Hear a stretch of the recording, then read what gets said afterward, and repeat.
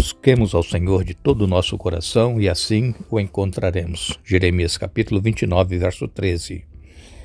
Aqui estamos novamente juntos e queremos agradecer a Deus por Ele nos dar este dia, nos dar estes momentos.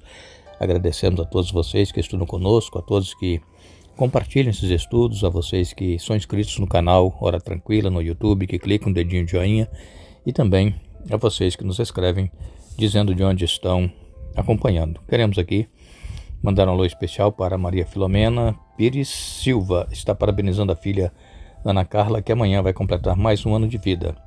Também mandamos aqui um alô especial para Terezinha Brandão, que pede orações por Yasmin, que vai fazer uma prova domingo.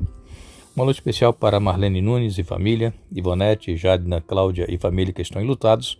Também Dalva Marconi, Marisete Bazani, pede orações pela igreja e também pelo pastor e família, pastor da igreja onde ela frequenta. Um alô especial para Luiz Santos, para o Lucas Alves, que pede orações pela saúde da esposa. Um alô especial para o Pedro Farias, Marlúcia Farias, também Gilson, Paulina e Rosângela, Ana Dina, Gracileuza Pacheco e filhos, Oséias e Ronaldo, para que voltem para o Senhor. E todos os demais que nos escrevem, nós agradecemos e mandaremos sempre alô para vocês. Iremos orar. Bondoso Deus e Pai, nós estamos em Tua presença e te agradecemos por este dia, por estes momentos. Pedimos que o Teu Espírito Santo esteja presente neste momento conosco, estudando a Bíblia, que tenhamos a mente aberta para entender e colocar em prática em nossa vida. Abençoa todos os que estudam conosco, cada um tem a sua necessidade, seu problema, dê vitórias conforme a Tua santa vontade. Queiras abençoar Ana Carla, que amanhã estará completando mais um ano de vida. Também abençoes Yasmin, que domingo fará uma prova, que seja bem sucedida, conforme a tua santa vontade. Estejas com os filhos da Gracileuza Pacheco, o Oséias e o Ronaldo, que eles voltem para ti. Estejas também com a esposa do Lucas Alves, a saúde dela, dê vitórias. Abençoes o Pedro Farias, a Marlúcia Farias e todos os demais que nós citamos, que recebam as bênçãos conforme a tua vontade, em nome de Jesus. Amém. Iremos concluir o estudo desta semana. Estivemos aqui falando sobre para quem o fim tem chegado e usamos aqui algumas histórias, fatos que aconteceram lá no Antigo Testamento para ilustrar o que estará acontecendo agora, justamente antes da vinda do Senhor Jesus.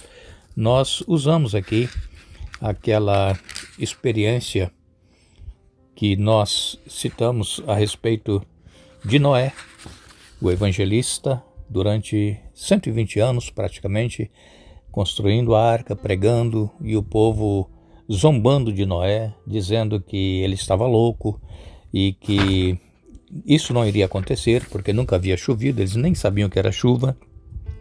Mas chegou o dia da chuva.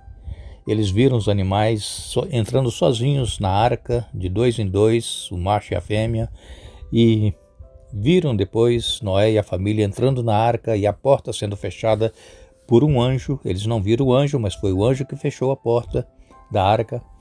E Noé e a família permaneceram uma semana dentro da arca e a chuva não caía. E eles lá fora, as pessoas que não criam em Noé, zombando dele e dizendo para ele sair da arca. Mas quando começou a aparecer as primeiras nuvens, os primeiros pingos de chuva, e aí eles se desesperaram, e aí já era tarde. Isso também, irmãos, está acontecendo hoje. Tem um povo que está pregando as últimas mensagens de advertência a este mundo e falando da breve volta do Senhor Jesus. E muitas pessoas zombam daqueles que ainda hoje creem na Bíblia como a palavra de Deus, que tudo o que está escrito está se cumprindo, e as pessoas zombando daqueles que querem se permanecer fiéis a Deus. Então não é diferente do que aconteceu com Noé. Uma coisa importante que aconteceu foi que a família de Noé foi salva, entrou na arca juntamente com Noé. E hoje, irmãos, sabemos que está muito difícil nós mantermos os nossos filhos aos pés do Senhor. Está difícil nós termos os nossos filhos conosco na igreja, principalmente depois que eles crescem, se tornam adolescentes, adultos, eles procuram seus próprios caminhos, mas se nós conseguirmos salvar a nossa família, nós já fizemos um grande trabalho. Por quê? Porque a primeira missão nossa é a nossa família. É claro que nós deveremos pregar a todos, a todas as pessoas, e às vezes nós nos preocupamos em pregar para os outros e esquecemos da nossa família. Mas Noé, ele salvou a sua família, todos entraram na arca. Eu sei que muitos pais hoje sofrem por causa de filhos que se desviaram, filhos que estão longe dos caminhos do Senhor. Os pais têm chorado, têm orado e têm clamado a Deus. E eu quero dizer que não deixemos de clamar pelos nossos filhos, não deixemos de chorar aos pés do Senhor, porque o Espírito Santo vai trabalhar na mente e no coração, especialmente daqueles filhos que nasceram e cresceram vivendo o Evangelho, iam à igreja, participavam e depois começaram a procurar os seus próprios caminhos. Infelizmente, o pecado ele é atraente, o pecado atrai as pessoas para longe de Deus. E o pecado é apresentado de uma forma bonita, uma forma sedutora, e quando a pessoa então cai no pecado, aí vê que tudo aquilo era ilusão, tudo aquilo era engano. Continuemos orando pelos nossos filhos.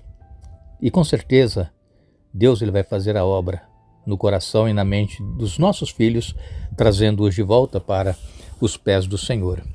Estivemos aqui também falando a respeito de Sodoma e Gomorra, que foi destruída pelo fogo e enxofre. Era uma cidade ímpia, as pessoas elas eram imorais, assim como hoje as pessoas são imorais. A maioria do ser humano hoje não respeita mais o seu próximo, fala qualquer coisa que quer falar, usa qualquer coisa que quer usar. Enfim, nós sabemos que o mundo está muito semelhante ao povo que viveu antes do dilúvio e também ao povo que vivia lá em Sodoma e Gomorra. Mas Deus, antes de destruir Sodoma e Gomorra, ele foi até Abraão, juntamente com 2 anjos. E lá, conversando com Abraão, Deus então disse para Abraão: olha, eu vou destruir Sodoma e Gomorra. Abraão intercedeu, Abraão procurou ver se Deus iria destruir, se tivesse pelo menos 10 justos na cidade, mas não havia. E os anjos então foram para lá. As pessoas lá da cidade, os homens principalmente, queriam abusar dos anjos, pediram a Ló para que mandassem aqueles 2 homens, que eles estavam com a aparência de ser humano, saírem da casa porque eles queriam abusar. Ló ainda disse: não, eu dou as minhas filhas para vocês, mas eles disseram: não, nós queremos aqueles 2 homens. Veja que depravação sexual e moral do ser humano daquela época e também de hoje. É muito semelhante, irmãos. E então, aqueles 2 anjos feriram aqueles homens todos que estavam lá à porta da casa de Ló. Feriu de cegueira, todos ficaram cegos, e Ló e as suas filhas e a mulher de Ló foram tirados à força de Sodoma, puxados pela mão, e receberam a ordem de ir para a campina sem olhar para trás. Mas, como conhecemos a história, a mulher de Ló, ela se virou para trás porque ela tinha o coração preso nas coisas que ela possuía lá dentro da cidade, na sua casa, nos móveis, enfim. Ela tinha o coração naquilo. O grande perigo, irmãos, de nós estarmos também procurando obter coisas, ter posses materiais, é que nós colocamos o coração nessas coisas, como aconteceu com a mulher de Ló. Ela se virou para trás e foi transformada numa estátua de sal. A ordem era não olhar. Quando ela possivelmente tenha ouvido, as chamas, do fogo queimando a cidade com um enxofre, e então ela morreu ali, transformada em estátua de sal. Nós também somos seduzidos, irmãos, a ficar apegados a coisas materiais, mas nós temos que nos desvencilhar dessas coisas, desse apego, e concentrar o nosso pensamento e colocar o nosso coração nas coisas eternas que Deus está preparando para cada um de nós. E outra coisa que nós precisamos fazer é que nós precisamos viver aquilo que nós cremos. Não é somente ter uma religião de aparência, mas uma religião prática. Assim como diz Tiago, em Tiago capítulo 1, verso 27, a religião pura e verdadeira aos olhos de Deus, o Pai, é esta: cuidar dos órfãos e das viúvas em suas dificuldades e não se deixar corromper pelo mundo. Aqui está então a verdadeira religião.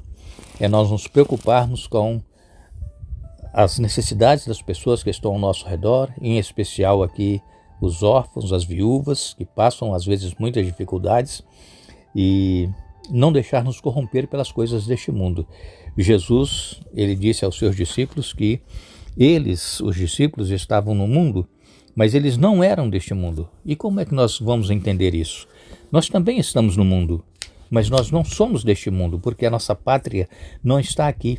A nossa pátria está nos céus e é para lá que nós vamos. Então, por isso, nós precisamos estar com os nossos pensamentos voltados para as coisas eternas, e isso diariamente. Nós precisamos ter comunhão com Deus todos os dias. Logo quando nós acordamos pela manhã, deveremos ter o nosso momento de comunhão com Deus, ler uma passagem da palavra de Deus, fazer uma oração e ter esse contato com Deus, colocar a nossa vida nas mãos dele.